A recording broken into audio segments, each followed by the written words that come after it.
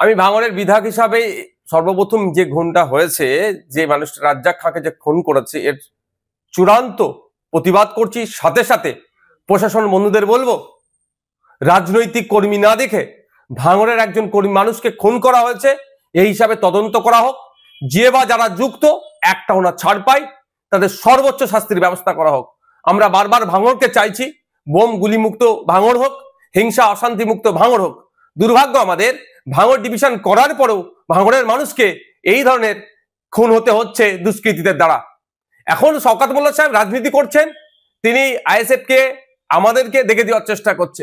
কিন্তু শওকত সাহেবের যদি আমরা প্রিভিয়াস রেকর্ড দেখি, সেই রাজ্জাক সর্দার থেকে শুরু করে মানিক পাইক থেকে শুরু করে বিভিন্ন সময় আমরা দেখেছি খুন হয়ে করেছে তাদের দলের লোকেরা, তারাই যুক্ত থেকে অন্যদেরকে, তাদের দলের প্রথম সারির নেতাদেরকে সাইড করেছে। সেই জাহাঙ্গীর খান চৌধুরী থেকে শুরু করে এই ধরনের অনেক আছে। এটা শওকত মোল্লা সাহেবের প্রিভিয়াস রেকর্ড। এখন এই খুনটার কারণ কি হতে পারে? আমি সকালে কয়েকটা ফুটেজ দেখছিলাম পরিবারের লোকজনের, তারা কেউ দাবি করছে ওই দিন 3 জন ছিল, যখন তাকে খুন করা হয় 2 জন তাকে ছেড়ে চলে গিয়েছে। এখন একটা সন্দেহ থেকে যাচ্ছে। সাথে সাথে আজকে আর একটা ভিডিও ফুটেজ দেখলাম, পরিবারের লোকজন সরাসরি বলছে এটা গোষ্ঠীদ্বন্দ্বের শিকার হয়েছে। এবং বাস্তবিক কথা, আমি যতটুকু খোঁজ নিলাম, ওই অঞ্চলে ওই যেখানে বাড়ি যে ছেলেটিকে খুন করেছে, ওখানে আইএসএফ বা বিরোধীদের সাথে ওর সম্পর্ক খুব একটা খারাপ ছিল না।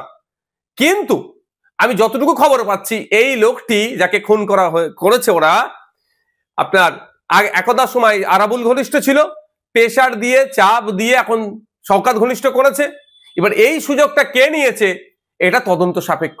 একাধিক ইকুয়েশন উঠে আসছে এই খুনের রহস্যের পিছনে, তবে সবটাই সমাধান করতে পারবে প্রশাসন, ইনভেস্টিগেশন অফিসার। আমি আশা করব নিরপেক্ষতা বজায় রেখে এটা তদন্ত হোক।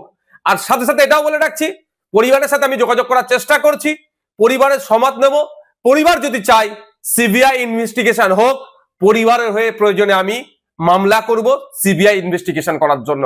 কারণ আমি একজন বিধায়ক এখানে ভাঙড়ের, সেটা আমার বড় পরিচয়। কোন দলের নেতা, কোন দলের চেয়ারম্যান, তার থেকে বড় পরিচয় ভাঙড়ের আমি বিধায়ক। ভাঙড়ের মানুষ খুন হয়েছে, ভাঙড়ের মানুষকে যারা খুন করেছে তাদেরকে আমি শান্তির ঘুম ঘুমোতে দেব না।